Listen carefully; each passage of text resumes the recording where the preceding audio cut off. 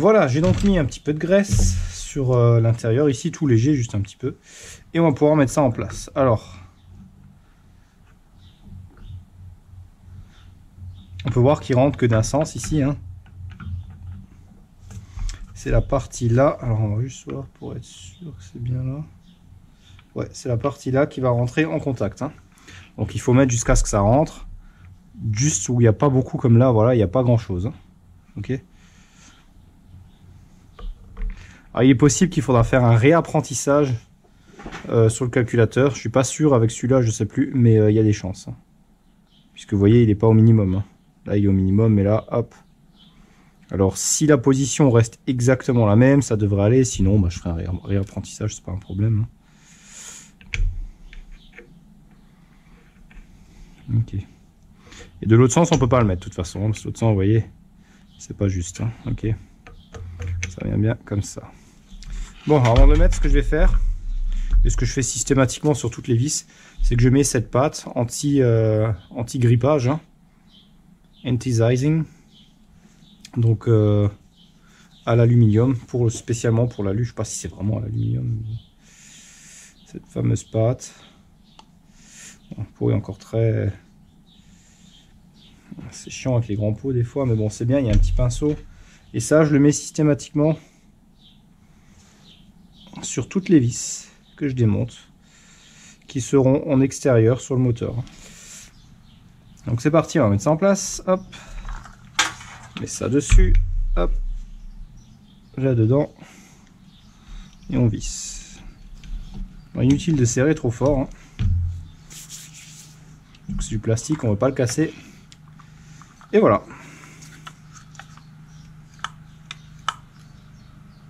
On a un corps papillon en parfait état, sans jeu. Et vraiment génial, hein. En plus avec les roulements, c'est top, c'est tout doux. Le défilement. Ok. Et il n'y a vraiment aucun jeu, hein. Génial. Bon ben voilà, il me restera plus qu'à passer un petit coup de peinture sur les tubes. Et de là, je ferai ça en même temps que j'aurai autre chose à peindre, hein. Je vais pas préparer de la peinture et tout, juste pour ces deux petits morceaux là. Et je vais encore mettre une goutte d'huile sur la partie A. Alors ici, on a un deuxième petit câble, hein. Voilà. Et celui-ci, hein. Voilà, donc là, je vais mettre, comme ça coulisse à vide, je vais mettre un petit peu de... une petite goutte d'huile. Bon, maintenant, je vais m'attaquer au module d'allumage et des bobines. Donc là-dessus, ça se présente de cette manière. On a 4 bobines qui font chacun 2 cylindres. Ok, donc ils sont numérotés 2, 5, 8, 3, 4, 1, 6, 7 qui correspond au numéro des cylindres. Donc il ne faut pas les inverser. Alors, on peut les inverser, c'est les mêmes, hein. C'est pas ça le problème, c'est juste que si on les inverse, ben, il faut plus se fier les numéros sont faux après, hein. Ben, il faut savoir quand on rachète des bobines de rechange, parce que se vendre au détail, on a plus ce marquage, hein. Donc là on va faire attention. Quand je les démonte, l'idéal c'est de les noter à l'arrière ou là-dessus. Mais bon, comme j'ai fait une vidéo, bah ici vraiment je sais plus, il suffit de regarder la vidéo, hein. Voilà. Donc c'est un module d'allumage. Le module électronique se trouve en dessous, donc il est à l'intérieur, derrière les bobines. On a les branchements de chaque côté ici. D'ailleurs c'est celui, je sais pas si j'en avais parlé par rapport à la pompe à huile. Donc pour amorcer le système de lubrification, parce que quand le moteur est tout neuf, il vient d'être monté, bah, on peut s'en douter. Je vous ai montré le pré-amorçage dans l'huile, on plonge dans l'huile, on met, mais bon, ça suffit pas. Ce qu'il faut faire, c'est pour remplir toutes les galeries et bien amorcer le système, c'est faire tourner 30 secondes le démarreur sans démarrer le véhicule. Okay, donc pour qu'il démarre pas, on nous donne simplement la technique toute simple, c'est débrancher ce connecteur là, qui est l'alimentation du système d'allumage. Donc s'il n'y a pas d'alimentation à l'allumage, forcément ça démarre pas. Donc il faudra faire tourner 30 secondes le moteur à vide et vérifier qu'on a bien de l'huile qui arrive jusqu'en haut. Et l'idéal c'est simplement de mettre un manomètre de pression d'huile pour faire la vérification, ce qu'on fera quand le moteur sera en place, hein. Donc ça c'est excessivement important. Bon, maintenant on va les ouvrir. C'est des toutes petites vis, c'est du 5,5. Bon, s'il s'ouvre bien, ouais, ça va. Très bien même. Et je vais les nettoyer. Et en dessous, on a normalement ces joints là. Ok. Alors là, j'ai des joints neufs pour les changer, hein. Donc c'est référence d'origine, donc c'est des origines. Hein. 192, 60, 632. En espérant que c'est les bons. Voilà, donc ça se dévisse comme ça. Il y a juste 2 vis. Hein. On va aussi nettoyer d'ailleurs. Hop.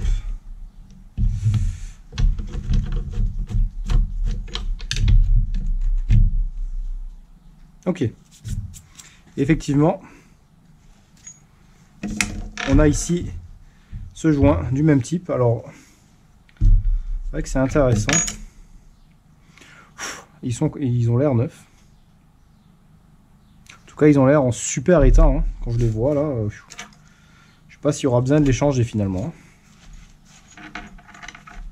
En tout cas, on peut se poser la question hein, parce qu'ils sont vraiment bien souples. Ils sont vraiment impeccables.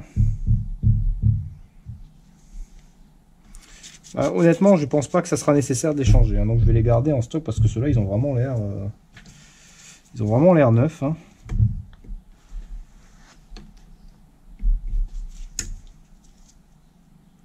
Les joints silicone en plus, super souple.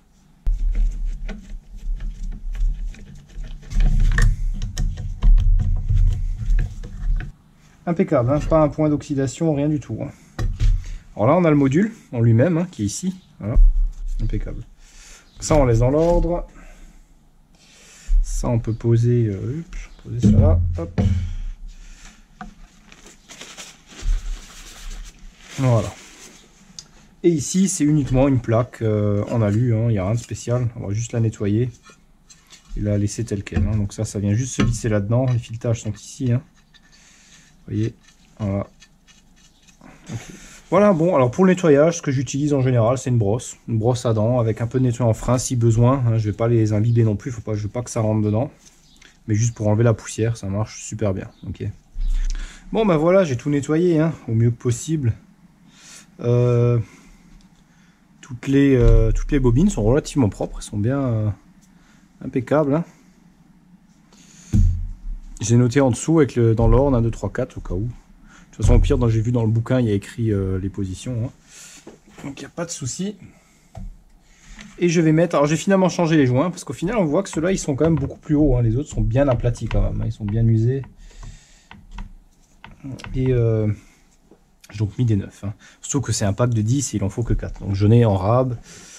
Pas de raison de laisser les vieux si je suis pas sûr. Bon. Je vais mettre de la graisse de contact. Ok. Sur les plots, il y en avait déjà, j'ai vu. Donc, c'est vrai que c'est une bonne idée. Et les vis, ben, je les ai microbillées, hein. Elles sont toutes propres, mais bon, ça va nous brouiller, bien sûr. Je vais mettre de la pâte là-dessus, ça fait contact, parce que ça fait aussi masse. Pour ça, j'ai bien nettoyé ici, vous voyez. Alors, pareil, les bobines, je les ai passées au microbillage. Elles sont étanches, elles sont fermées, j'ai juste mis un masquage ici, et j'ai passé un petit coup de microbillage. Pour le plastique, c'est vraiment génial, ça donne des super résultats. Et bon, on peut voir que c'est vraiment très propre, quoi. On dirait presque des bobines neuves. Donc, je vais remettre ces vis, je n'ai pas trouvé d'autres. Hein. C'est des vis, c'est du M5, mais j'ai pas les bonnes longueurs, j'en ai pas des aussi longues, donc c'est pas la peine. Et bien voilà, le bloc bobine allumage est terminé. Donc on a le module d'allumage ici. Hein.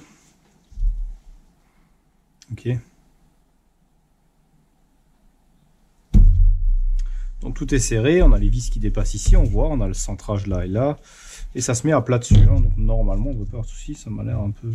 avec ça un peu plié ici, mais tout à fait normal, il n'y a pas d'autre solution de toute façon pour le mettre. Hein. Donc voilà, globalement c'est propre, les bobines tout fonctionnait, hein. Il n'y a aucun souci de fonctionnement là-dessus, aucun code erreur, rien, donc j'ai pas investi plus loin, je vais pas faire des mesures, tout ça, puisque je sais qu'elles sont bonnes. Et au pire, bon, on changera ce qu'il faut. Hein. Mais pour l'instant, de toute façon, c'est pas possible. Bon. Alors, comme dit, là, on a 4 connecteurs. On a l'arrivée de courant ici, l'alimentation. Ici, on a les données calculateurs. Donc ça va au calculateur. De l'autre côté, on a ici les capteurs position vilebrequin, parce qu'il y en a 2. Donc, ils fonctionnent l'un au-dessus de l'autre, avec et ça forme apparemment sur la couronne un angle de 27 degrés. Donc, c'est un double capteur, il y a 2 capteurs. Et ici, c'est le capteur position arbre à cam. Ok. Donc celui-ci, qui n'est pas encore monté, hein, il vient là-dessus. Alors il y a 3 fils, mais ils sont juste pas tous utilisés. Hein. C'est pas parce qu'il y a 3 fils qu'il faut utiliser 3 fils. Hein. Voilà, j'ai donc quand même mis les joints neufs. Effectivement, ils sont quand même beaucoup plus gros. Hein. Donc il y a pas mal d'écrasement quand même. Hein. C'était bien visible quand j'ai serré. Serré légèrement, il donne 3 Nm. Bon, bah, j'ai pas utilisé le tournevis dynamométrique pour ça non plus. Hein. Voilà, et c'est très bien comme ça. Alors, on est ici sous le capot. Donc je suis en train de nettoyer la boîte, donc là on peut voir où va venir le moteur. Hein. Donc je suis en train de nettoyer la partie là, donc j'ai changé à l'axe ici le joint SPI et le petit joint torique jaune là qu'on voit. Ok, donc ça c'est l'arbre de sortie pour le convertisseur de couple. Enfin c'est l'entrée de boîte plutôt. Hein. Donc le convertisseur de couple vient se glisser là-dessus. On a la partie crantée à cannelure la plus grosse qui est fixe. Ok, qui fera donc tourner le convertisseur de couple la partie la plus proche de la boîte. Donc c'est la partie fixe. Elle ne sera pas fixe puisque c'est le moteur, le convertisseur de couple tourne sur lui-même, hein, vu qu'il tourne. La deuxième, elle tourne séparément. Elle est coulissée dedans, elle est montée avec un palier, elle tourne par rapport à la partie fixe. Donc c'est le convertisseur de couple va l'entraîner. Voilà. Donc le convertisseur de couple, lui, tourne par rapport... Alors, pour expliquer mieux, la partie arrière, elle fait tourner le convertisseur de couple. Elle est fixe, mais comme le convertisseur de couple, lui, tourne, ça actionne la première partie du convertisseur de couple. Celle-ci, par effort centrifuge, va actionner la deuxième partie des ailettes, si vous voulez, de l'intérieur du convertisseur de couple. Cette deuxième partie, du coup, étant actionnée, elle va faire tourner l'axe où il y a la bague jaune, là, donc le dernier axe cranté. Et c'est lui qui va faire tourner la boîte et avancer la voiture. Ok. Donc, c'est une partie qui fonctionne, ça, un convertisseur de couple, ça fonctionne pas vraiment par friction, mais plutôt par force centrifuge. Hein. Donc, je vous laisse voir convertisseur de couple sur YouTube, vous trouverez des superbes explications sur le fonctionnement. Hein. Donc, c'est un peu inversé là-dessus. Hein, si on veut. En dessous, on a, enfin juste après, on a un petit axe hexagonal. Alors celui-ci, il est fixé au fond du convertisseur de couple. Et c'est la vitesse moteur, en fait, c'est comme s'il serait fixé au vilebrequin. Et ça, c'est un axe qui fait simplement tourner la pompe à huile de la boîte. Okay. Donc dès que le moteur tourne, la pompe à huile est actionnée et tout est alimenté. C'est comme ça que ça fonctionne. Donc ça, c'est propre, c'est fait. Bon, bah là, je suis en train de m'occuper du système de climatisation. Donc l'évaporateur, proprement parlé, qui vient ici derrière, là-dedans. Et il faut le mettre avant de mettre le moteur. Une fois que le moteur est en place, on ne peut plus le mettre. Hein. Sauf enlever la culasse arrière, ce qui n'est pas du tout le but. Donc le nouveau convertisseur de couple est en place. Voilà, donc c'est relativement bien, hein, c'est propre. Il me reste encore à nettoyer ici un peu, mais toute la partie là est bien clean. Le dessus de la boîte aussi, juste un petit peu ici, c'est juste un petit coup de brosse métallique, c'est un peu de poussière, de corrosion d'alu. Et un tout petit peu de gras ici à enlever.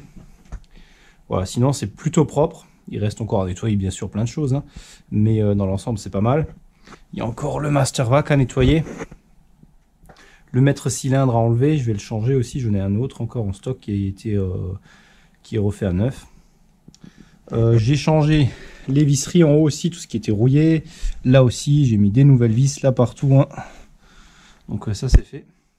Et surtout maintenant je me suis occupé de mettre cette espèce de goudron autocollant là sur cette pièce. Alors cette pièce c'est quoi? Ça c'est le cache justement qui va au fond pour l'évaporateur de clim.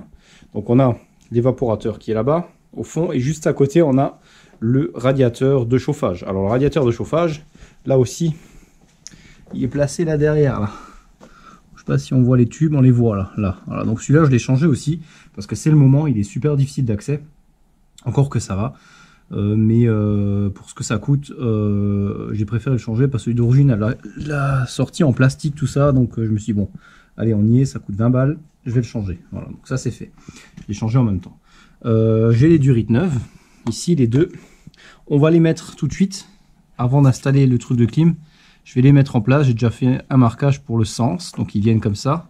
Chaque côté, et on peut voir que c'est très difficile d'accès pour mettre les colliers serrés, hein. Donc je préfère aussi les mettre tout de suite avant de mettre le moteur, hein.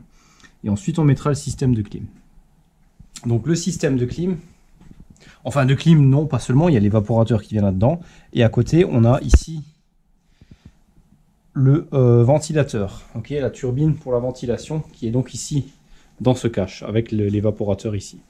Donc le truc, c'est que, alors celui-ci, je l'ai complètement sablé, je l'avais fait en peinture poudre il y a déjà un petit moment, hein, et ça vient se placer comme ceci, ok, donc au fond, tout droit là-bas. Hein. On peut voir, j'ai installé ce fameux isolant, parce que le problème, donc on peut voir, ça c'est relativement bien fait, hein, je suis assez satisfait, c'est une espèce de bitume, en le chauffant, il va, mais alors super dessus. J'ai pris au maximum toutes les formes, hein, donc c'est pas super joli, c'est pas fait pour non plus. Hein. À l'origine, on a un gros cache en caoutchouc dessus, sauf que c'est un caoutchouc qui est totalement cassé, il s'effrite, alors vraiment, vous le prenez, vous le touchez, il tombe en morceaux. Hein. Donc voilà, ça c'est classique là sur ces modèles-là, je crois pas qu'il en reste qui ont encore le cache en caoutchouc d'origine. Donc pour isoler, il faut ce cache en caoutchouc normalement. Alors j'ai acheté ce bitume qui est fait pour les sols aussi, pour insonoriser les sols, les portes, hein, tout ça. Donc c'est autocollant, on peut le chauffer, ça se prend, vous voyez, ici ça a pris super bien la forme par exemple. Hein. J'ai percé tous les trous, et ici la turbine de ventilation vient là. Donc voilà, il est tout prêt, il n'y a plus qu'à l'installer. Donc ça c'est le morceau qui vient dedans, à l'intérieur, c'est une séparation pour l'évaporateur, ventilateur. Donc pour les plastiques, pour nettoyer correctement les plastiques de ce genre-là, s'ils n'ont pas de marque, comme celui-ci, il est parfait, et bien il suffit de les passer au lavabo avec du savon et une brosse. Ça marche nickel pour enlever toutes les poussières et tous les bordels comme ça, comme celui-là, par exemple. Hein. Sinon, je passe au microbillage. C'est aussi génial pour tout ce qui est caoutchouc et plastique. Hein. Ça marche super bien. Quand le caoutchouc ou le plastique n'est pas très beau, on arrive à lui donner un beau fini. Alors, donc, j'ai aussi mis ici une sortie qui était déjà coupée en biais. Donc ça, c'est l'aération, c'est la ventilation du ventilateur, donc du moteur du ventilateur. Hein. Donc le moteur prend l'air pour se refroidir. Okay, et là aussi, c'était complètement foutu. Donc j'ai fait ce système-là, avec un insert en caoutchouc ici, et un morceau de tube IRL, la partie qui s'emmanche. C'est-à-dire que juste en dessous, on ne le voit pas là, il y a une réduction de diamètre. Ça fait qu'il ne peut pas tomber dedans, puisque le diamètre ici est plus gros que l'autre derrière, et ça, c'est plus gros que le trou. Donc il ne peut pas aller dedans, on ne peut pas le perdre, il ne peut pas se le prendre dans la turbine. Et le tuyau pour la ventilation va tout pile là-dessus. Une fois qu'il sera monté, ça sera totalement invisible. Hein, ça ne se verra plus puisque le tube va jusqu'à ras dessus et la turbine est juste ici. Hein. Voilà, donc ça, c'est pas des trucs que je vais vous montrer en vidéo comment le faire. Hein. Je veux dire, voilà, là j'ai passé ça dessus. C'est pas un truc qui a besoin d'être esthétique, c'est juste une vraie protection. Il faut vraiment que ça protège. Et ça isole légèrement quand même, hein. Donc ça c'est important. Voilà. Bon bah ça y est finalement. Bon, je suis en train de faire les pièces là. Ici donc j'ai microbillé tout ça un petit coup jusqu'à ce que ça soit propre, hein, les supports. Et j'ai reçu le nouveau joint SPI, qui celui-ci a bien un ressort. Hein. Et ça c'est de l'origine. Hein. Donc GM origine, hein, c'est Delco ou GM, c'est GM. Donc joint d'origine.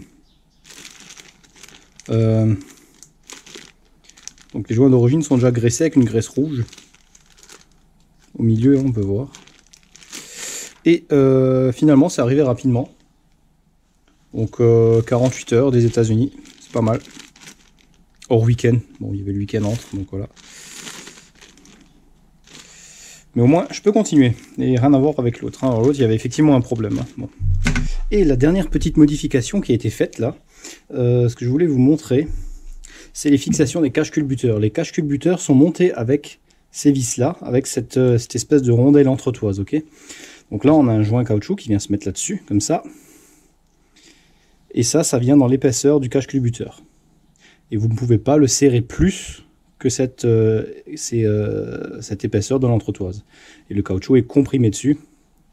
Donc toujours à la même épaisseur sur toute la surface, puisqu'on est arrêté par cette entretoise, par cette cale. Hein. On peut le voir. Hein.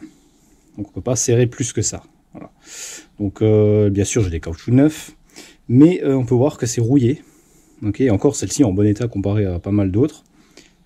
Et c'est très moche, surtout que c'est très visible puisque c'est tout de suite au-dessus sur tout le tour des caches culbuteurs. Il y en a 18 en tout, il y en a 9 par côté. J'ai donc refait des nouvelles en inox, ok, de ce type-là. Voilà. Donc bon, je ne vous ai pas montré le procédé, c'est une rondelle et une petite entretoise. Hein. Alors je l'ai fait en 2 parties, parce que c'est bien compliqué d'en faire 18 en un morceau. Hein. En un morceau, c'est beaucoup de perte de matière, c'est beaucoup de travail inutile, puisque ça sert à rien qu'ils soient là, ils l'ont fait en un morceau parce que c'est plus pratique. Et elles restent dessus, par contre. Les miennes, ils resteront pas dessus, mais ça n'a aucune importance, puisqu'ils sont faciles à enlever. Hein. Donc en 2 parties, ça permet de mettre le joint dedans, comme ça, et le fermer. Voilà. Et en inox, c'est joli. Et c'est visible. Donc c'est très joli. Ok, voilà. Donc vis inox et entretoise inox. Alors, petit coup de peinture sur le Mastervac qui a été fait ici. Tout beau, tout propre. Hein. Installation du système de clim, les résistances. Donc c'est en place, l'évaporateur de clim neuf. Voilà, c'est déjà bien avancé. Reste encore du nettoyage à faire et installer le moteur. Donc là on a les tuyaux du radiateur qui sont mis aussi. Chauffage. Bon, bah maintenant on va s'attaquer au dernier préparatif sur le moteur. Donc j'ai mis ici le couvercle. Hein, j'ai rien de spécial, je vais pas montrer ça en caméra parce que c'est vraiment un spécial. Hein, donc juste à mettre le joint derrière. Un tout petit peu de pâte à joint au niveau de la jonction entre le bas moteur tout en bas, la semelle et le dessus. Tout simplement parce qu'il y a une petite jonction, donc c'est bien précisé dans le bouquin de mettre un tout petit peu de pâte à joint. Hein. Donc une toute fine couche, hein, vraiment pas grand chose. Hein. Ensuite on a le joint, le gros joint qui vient derrière. Il est guidé avec les 2 pins ici, les 2 goujons de centrage là. Et pareil pour le couvercle, il est guidé aussi par ça. Et ensuite on met les 15 vis. Il n'y a pas d'ordre précis qui est donné. Alors on serre, moi j'aime bien faire en quinconce, hein. Commencer en bas et après repartir en haut. Je commence par ces 2 là. Tac, tac, tac, tac.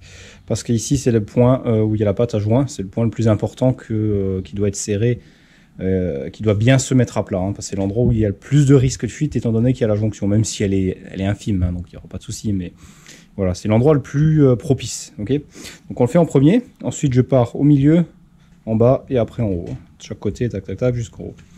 Donc c'est un joint extrêmement épais, hein, avec doublure silicone de chaque côté. Donc ça en général, il n'y a pas de souci de fuite là-dessus. Hein. Sinon, bah, serrage à 10 Newton. C'est pas énorme. Bon, bah ça y est. Le moteur est plus ou moins prêt pour être mis dedans. Hein. Donc j'ai monté le cache-culbuteur arrière. Les tuyaux, donc c'est ceux du radiateur que j'ai bouché pour l'instant. Radiateur chauffage à Vitac. Le collecteur d'échappement avec la sonde lambda neuve, changée surtout parce qu'elle est très, très difficile d'accès autrement, donc j'ai pris une origine bien sûr, en qualité d'origine, et tout mis en place. Hein. Donc le collecteur spécial serré à 30 newtons, hein. La sonde lambda, voilà. Le cache-culbuteur, alors le cache-culbuteur j'y ai installé, vous pouvez voir les fameuses vis que j'ai usinées, hein. Enfin, pas les vis, mais les entretoises que j'ai usinées avec les rondelles, voilà, c'est bien installé. Ici, on a les caoutchoucs d'appui. Hein, donc, super propre. Et c'est quand même beaucoup plus joli que ceux d'origine et surtout beaucoup plus durable. Hein, parce que les autres étaient vraiment rouillés, quoi, hein, pour la plupart. Hein. Donc, les caoutchoucs neufs, le joint neuf en dessous, bien sûr. Alors, il n'est pas en super... donc là c'est une peinture neuve, j'ai fait une peinture poudre. Ok. Donc, il est plutôt joli, hein. Ça fait un bel effet avec un effet satiné, pas satiné mais brillant avec un espèce de nacré dans le vernis. Hein, donc ça fait une espèce de nacré comme ça, une très très belle couleur. Hein. J'ai eu 2-3 soucis par contre, c'est disons des soucis, on va dire, vous pouvez voir ici sous la peinture, c'est pas nickel. Hein. Vous pouvez voir partout des marques. Ça, c'était la corrosion parce qu'il était complètement corrodé. Hein. Le magnésium, ça, quand ça corrode, ça fait des sacrés trous. Donc voilà, hein, ça, on ne peut pas le reboucher, hein, surtout sur le magnésium, c'est très compliqué. On peut effectivement le souder au TIG, mais pour des trucs comme ça, je veux dire, c'est quasiment... ça serait un sacré travail. On ne peut pas le recouvrir de mastic non plus, ça ne tiendra pas, surtout en peinture poudre, il faut que ce soit mis au four et tout. Il faut une préparation spéciale en plus pour la peinture poudre. Il faut un après spécial pour le magnésium, permet à la peinture poudre de prendre et de tenir. Hein. Donc ça, voilà. Bon, bah maintenant qu'on a le bloc qui est quasiment prêt pour tout ce qui est remontage, il va nous rester à installer à l'arrière du bloc. Donc une fois qu'il sera enlevé du support, peut-être que j'arrive à le faire sur le support, que je vois, peut-être que ça marche, on verra. Ce sera quand même plus simple. On va s'occuper de l'arrière, donc du joint de sortie. Vilebrequin à l'arrière. Hein, alors là par contre c'est un peu plus compliqué, je vais vous montrer. On a à l'origine, on a ce type de joint, donc un joint SPI, tout ce qu'il y a de plus basique, hein, c'est-à-dire le joint SPI de base, double lèvre avec le ressort, tout ce qu'il y a de plus classique. Hein. Donc ça c'est d'origine. Donc celui-ci avait une petite fuite à l'arrière, hein, donc il fuyait un peu. C'était pas énorme, mais comme dans la plupart des cas, hein, ces joints à la longue fuient et ils sont difficiles d'accès parce qu'en général il faut déposer le moteur ou au moins la boîte. Ça dépend des versions, on n'y a pas accès autrement. Alors sur ce moteur, ce qui a été fait, c'est un nouveau système de joints de ce type-là. On peut voir que c'est pas le même. Alors il y a deux différences majeures. Déjà il est en deux parties, qui ne se déboîtent pas, hein, elles restent ensemble, hein, mais on peut voir qu'il y a deux parties. Cette partie tourne avec le vilebrequin et cette partie est fixe. Donc cette partie tournante va être pressée sur le vilebrequin. Et cette partie pressée dans le bloc, comme un joint SPI classique. Hein. Voilà. Et ça, c'est sur le vilebrequin et cette patte, c'est pas la patte, mais ce recouvrement bleu, cette espèce de peinture bleue, en fait c'est du joint, donc c'est-à-dire quand on va le presser dessus, un peu comme sur l'extérieur des joints SPI métal, c'est une pâte qui va se presser, qui va faire l'étanchéité entre cette bague et le vilebrequin. Okay, donc ça c'est pour l'étanchéité. Ensuite, on a à l'intérieur, on voit pas le ressort, hein. Donc on n'a pas vraiment de ressort comme un joint SPI classique. C'est ce qu'on appelle un joint PTFE. Donc pour PTFE, vous tapez sur Google, vous verrez ce que c'est. On appelle ça PTFE en abréviation, du poly, je sais plus quoi, voilà. C'est pas grave, c'est pas l'important. Mais les joints PTFE sont assez spéciaux parce qu'ils nécessitent un montage très précis et surtout un montage à sec. C'est-à-dire qu'il est interdit de mettre la moindre goutte d'huile ici ou à l'intérieur. Ok, donc ça, si on met de l'huile là-dessus, c'est fini, ça sera plus étanche. Donc il va fuir dès les premiers kilomètres, dès le premier démarrage du moteur, les quelques minutes, l'huile va sortir. Donc ça, il faut bien le prendre en considération, ça se monte à sec. Ensuite, ils ont une deuxième particularité, c'est que cette bague doit être à une distance très précise. Et on l'a ici, si on voit là, donc là on a le joint installé, la vue de coupe. Ok, est-ce qu'on est bien cadré là? Ok. Donc la vue de coupe ici, on a ici, ou plutôt là en grand, on a la bague avec le bleu là, cette bague qui tourne avec le vilebrequin. Là on a le noir qu'on voit ici, donc la partie joint fixe, et le brun, le PTFE ici, en brun à l'intérieur, c'est la membrane ici, c'est elle qui vient faire l'étanchéité, plus une lèvre à l'extérieur. Donc la lèvre extérieure, comme sur les joints SPI classiques à double lèvre, elle empêche la poussière et les impuretés de rentrer et endommager le joint. Donc, on nous dit qu'il y a une distance à respecter, ici en 4, entre la partie noire et la partie métallique ici, qui tourne. Donc là, on doit avoir ici l'espace, là-dedans, on doit le régler avec une cale, comme sur la photo. Enfin, le presser juste avec une cale, pour avoir entre 0,4 mm et 0,9 mm. Okay, donc ça, c'est super important pour l'étanchéité du joint. Le tout, c'est... alors, le gros problème, c'est qu'il faut normalement l'outil spécial. Donc l'outil JM, je ne l'ai pas noté là-dessus. Non, je ne l'ai pas noté, c'est J93. Je sais plus la référence, mais bon. C'est un outil spécial, c'est un bloc en alu avec un système de fixation qui se fixe à l'arrière du vilebrequin. Le problème, c'est que cet outil, qui est spécifique à ce moteur uniquement, vaut dans les 250 $. Ça fait cher payer pour installer un joint sur un moteur comme ça. Hein. Bon, je n'ai déjà fait d'autres, mais bon, je veux dire, c'est pas rentable pour moi. Ok. Donc, je vais fabriquer tout simplement une bague en alu pour le presser dessus. Alors, la bague en alu sera faite avec un épaulement, qui viendra appuyer sur la partie métallique et l'autre partie de l'épaulement sur le caoutchouc. Et on va régler l'épaulement, on va le faire de la profondeur nécessaire pour avoir le bon jeu entre 0,04 et 0,4 mm et 0,9 mm. Okay, bon, bah, j'ai fait la petite bague pour l'installation. Voilà, simple bout d'acier, hein, j'avais pas d'alu, je voulais le faire en alu. J'avais ça qui traînait à la bonne taille. Quasiment, le trou, il y avait juste un petit peu à agrandir et surfacer un peu, et puis voilà. Donc, c'est très simple. Ça rentre là-dedans, ok. Et ça va pousser en même temps sur la partie noire et sur la partie du milieu.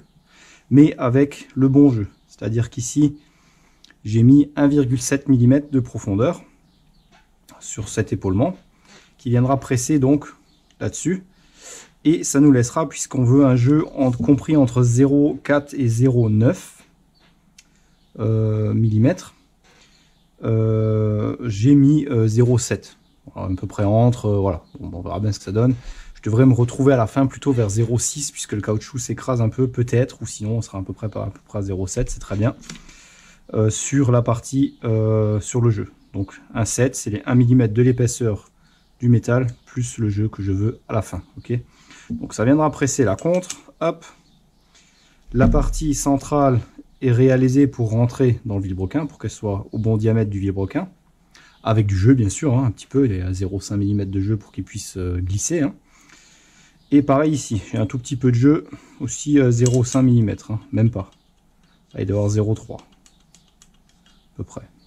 Ok. Voilà, l'intérêt c'est que ça pousse bien dessus, uniformément, et qu'on soit parallèle une fois installé entre la partie intérieure et la partie extérieure. Ok, il faut qu'elle soit parfaitement parallèle et pas en biais. Bah, on nous dit qu'on a droit à maximum, le parallélisme doit être entre 0,00, donc 0, et 0,5 mm. Donc un demi-millimètre de défaut de sens qui me paraît même beaucoup. Donc, voilà, vite fait pour vous montrer. Hein. Donc il est en train de rentrer, j'ai un tout petit peu d'RTV autour, c'est en place, ça rentre, je visse. J'ai mis des tiges filetées, ça évite d'avoir plusieurs vis de différentes longueurs, que j'ai bloqué avec un écrou contre le vilebrequin pour pas qu'il dépasse du vilebrequin de l'autre côté. Et je serre. Voilà, jusqu'à ce que ce soit dedans. Donc je vais pas traîner, je vais le faire hors caméra parce que je vais juste serrer en quinquant ces 4 vis jusqu'à ce que ça soit dedans. Hein. Voilà, il est pressé dedans. Donc là j'ai l'outil que j'ai utilisé, hein. On peut voir. Ok. Le jeu qui devrait encore être présent, je l'espère. Sinon on fera un petit peu levier pour le sortir. Hein. Là c'est les 4 tiges que j'ai utilisées, ils sont encore différents parce que je les avais déjà coupées, hein, mais oui, c'est assez long. J'ai mis un écrou pour les bloquer qui ne rentrent pas en vissant, okay, qui ne dépassent pas de l'autre côté et qui viennent toucher le bloc.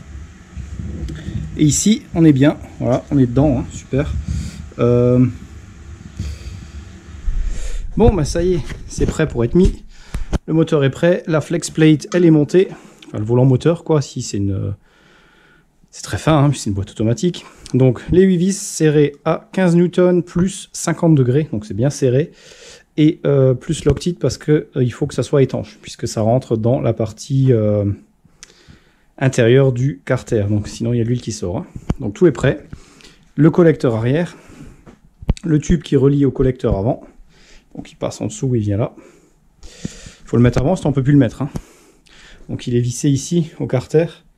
Voilà. Et ici. Alors ici c'est provisoire. Parce qu'ici c'est une autre vis qui vient. J'ai juste mis celle-là pour le guider.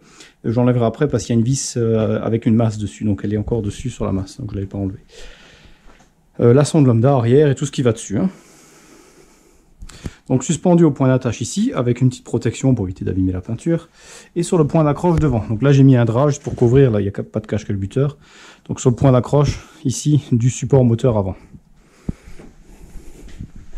La poulie vilebrequin à l'avant, je ne l'ai pas mise, parce que sinon il ne rentre pas. Donc il faut la mettre après. Donc on peut la mettre, il n'y a pas de souci, il y a de la place. Hein. Et donc voilà. C'est prêt pour être remonté. Hein. Donc je vais mettre ça en place et je vous reprends. Je ne sais pas trop comment je pourrais faire pour filmer là, parce que j'ai pas du tout le trépied. Et ça va être compliqué. Il faut que j'aille à droite, à gauche, que je vienne d'un côté à l'autre, que je passe entre les chandelles, que je tienne tous les câbles au fur et à mesure que je descende. Bon, bah c'est pas extrême, hein, mais il va falloir la remettre en place et visser. Donc dès que c'est fait, je vous reprends. C'est rien de miraculeux, hein, je veux dire, voilà. Ça peut être intéressant par contre. Hein. sinon, bah, je crois que j'ai fait le tour, hein. Donc tout est relativement propre. Le nouveau volant moteur avec toutes ses dents. Et bien sûr, mettre partout, surtout sur les vis d'échappement de cette patte anti-grippage. Surtout là-dessus, hein, pour le GR, là, le truc à la con, là. Ça, c'est vraiment... celui-là, il m'a bien fait galérer quand je l'ai démonté. Je m'en souviens, le tuyau a cassé d'ailleurs, donc j'ai dû en recommander un autre. Qui était dur à trouver en plus, donc voilà. Bon, bah ça y est, le voilà en position finale. Il est en place, il est fixé sur la boîte, engagé dans les pins, dans les goujons de centrage. Le volant moteur est aligné avec le convertisseur de couple par ici. Alors ici, c'est... Bon, je sais pas si on verra la caméra, mais... Ici, il y a le trou du démarreur. Je vais mettre la lampe, ça on peut voir quelque chose. Voilà.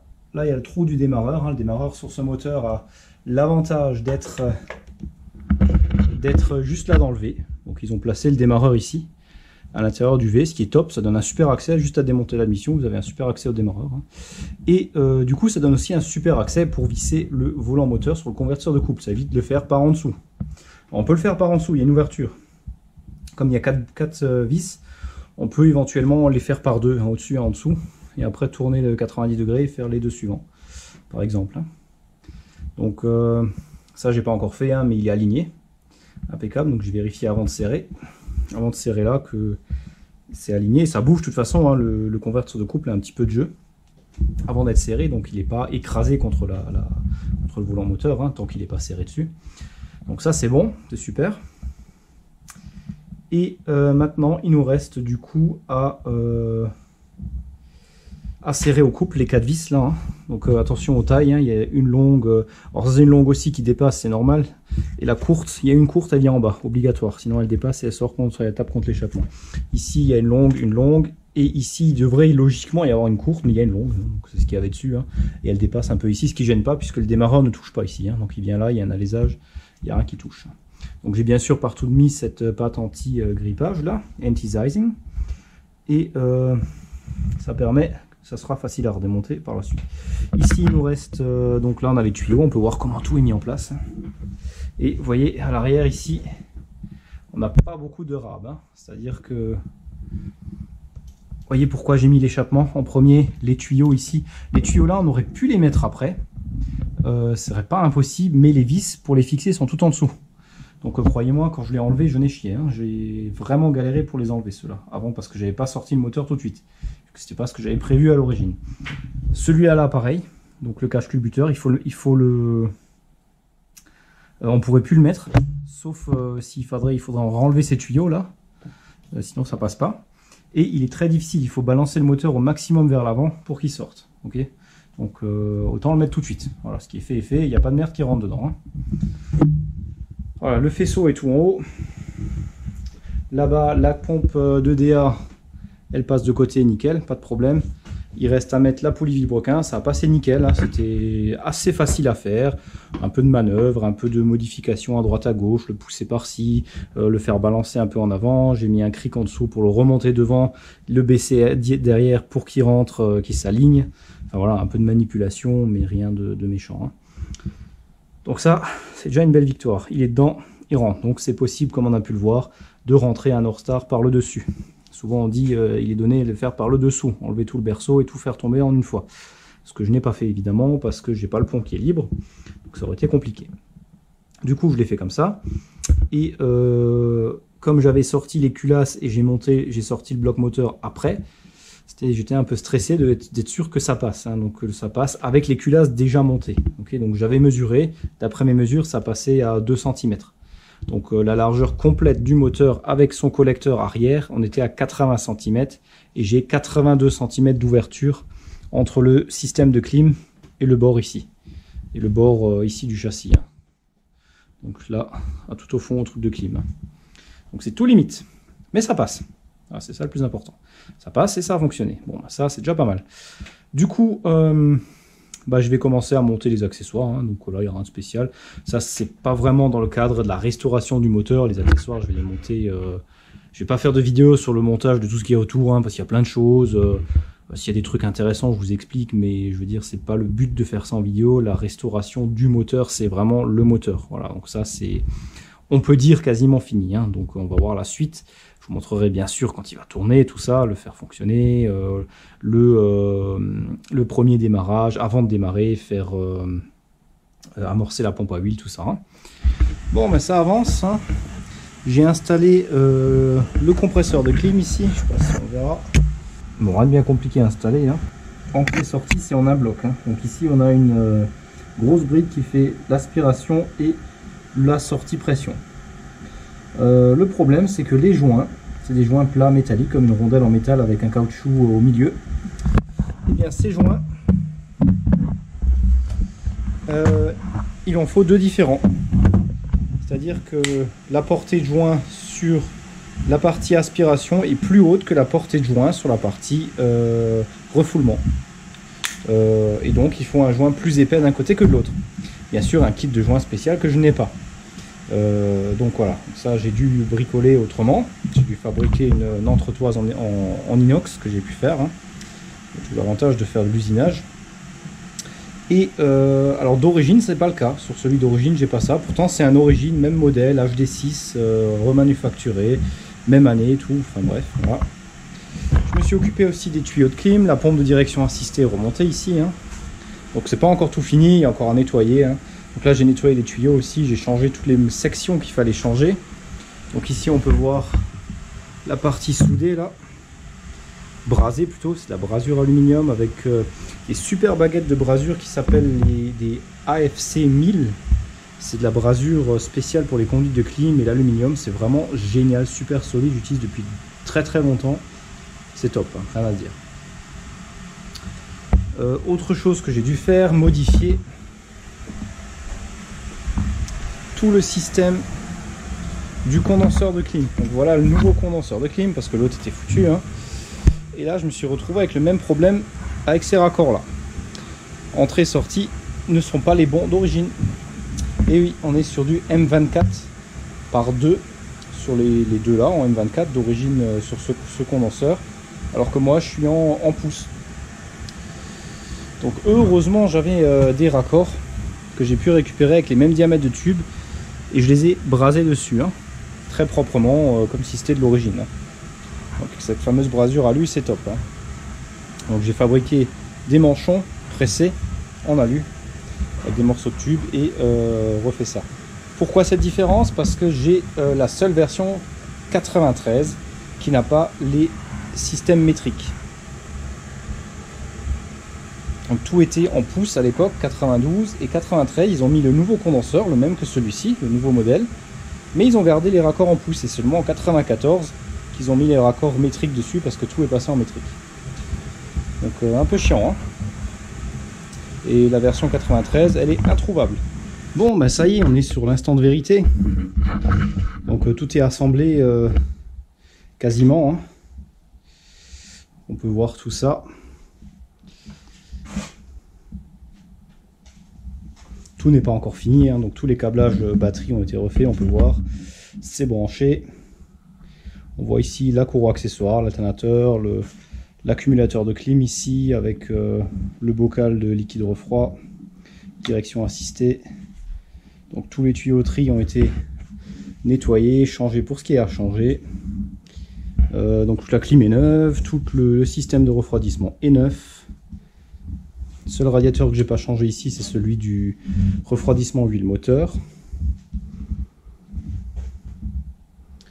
Donc les durées de dépression sont changées, tout est refait. Bon, il y a encore de l'ordre à faire dans les câbles ici, mais c'est déjà pas mal. Et à terminer les freins. Donc là, ils sont pas branchés, c'est normal. Hein. Maintenant, la priorité, c'est d'amorcer le système d'huile. Donc je vais vous mettre là et on va regarder là-dedans. Le but, c'est ici. Alors, ce que j'ai fait. Donc là, actuellement, la bobine, l'alimentation des bobines est débranchée. C'est-à-dire que le moteur va pas démarrer, ok? Donc il ne doit pas démarrer. Le but, c'est de faire tourner à peu près une trentaine de secondes le démarreur pour amorcer la pompe à huile.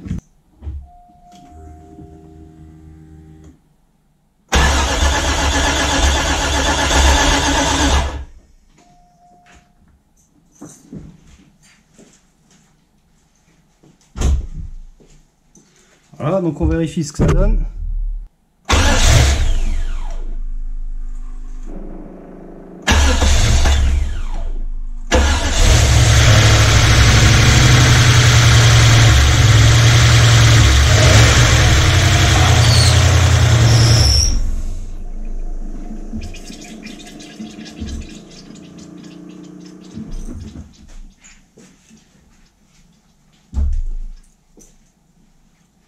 Bon, on a eu un démarrage.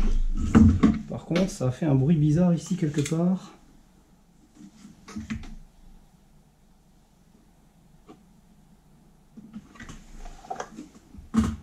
On a de l'huile. Donc là, j'ai effectivement plein d'huile qui est arrivée. Hein. Par contre, on a eu un bruit assez...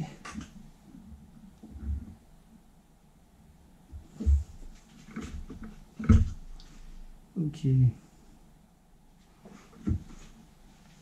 Bon, alors bien sûr, ça n'a pas démarré de suite, hein, parce qu'effectivement, les conduites d'essence étaient complètement vides, donc j'ai vidangé le réservoir complètement. Éventuellement, pour ce que j'ai dû faire pour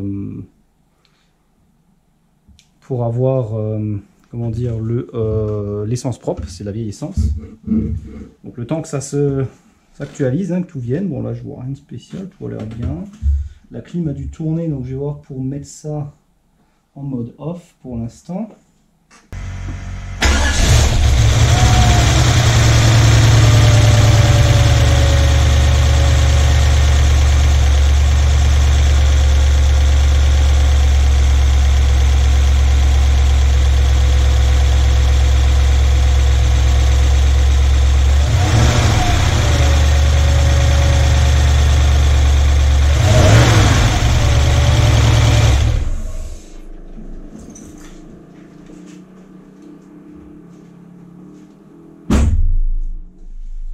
Bon, on n'a pas l'air d'avoir suffisamment de pression d'huile. Hein.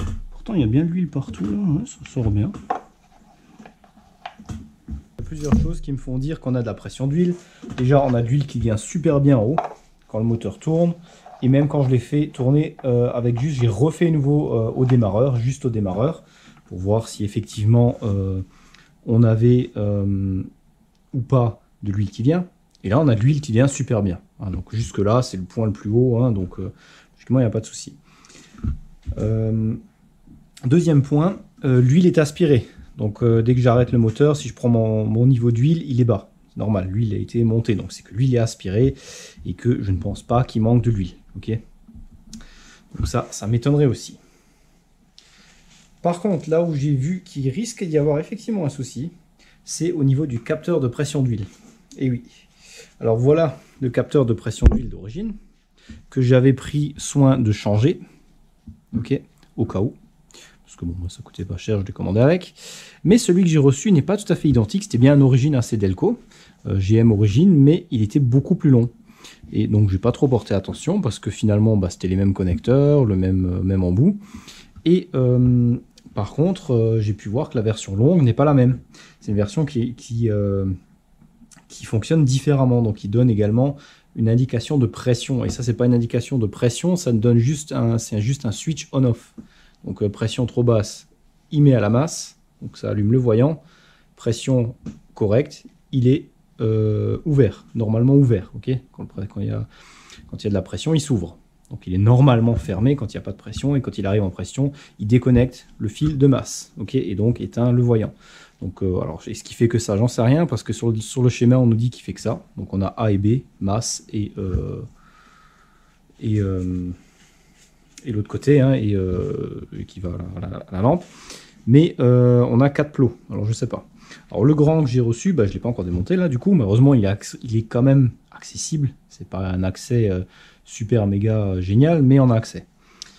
Par contre, bah du coup, je vais essayer de l'intervertir et voir ce que ça donne. Bon, bah ça y est, problème réglé. Effectivement, c'était bien le capteur pression. Donc voilà, celui que j'avais mis. Donc on peut voir, il est beaucoup plus long. Hein. Il n'a pas eu tout le même orifice non plus. Il est beaucoup plus petit. Que bon, après je pense pas que ça change quelque chose. Par contre, on a les mêmes 4 pins avec les mêmes connecteurs. Donc voilà, bon bah. Que dire par rapport à ça, je sais pas. Bon, bah je vous mets à l'arrière. Et le lendemain, on va redémarrer. On va voir comment que ça démarre. Et à l'arrière, vous pouvez entendre mieux le bruit du moteur. Hein. Donc ça devrait le faire. On va le faire tourner un peu au ralenti et voir comment il tourne.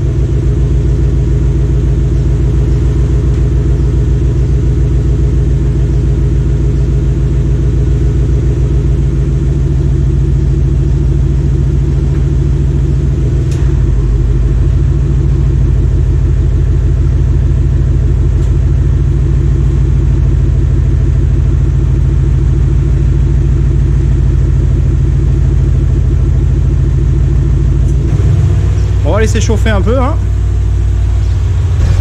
Donc derrière ça fume, c'est normal hein, c'est tous les restes du collecteur d'échappement. Lubrification au top hein. On a bien de l'huile à fond, on voit bien hein. Même au ralenti, super pression, génial. La climatisation fonctionne nickel, je viens de tester hein. Refroidit super vite, bon là je l'ai éteint.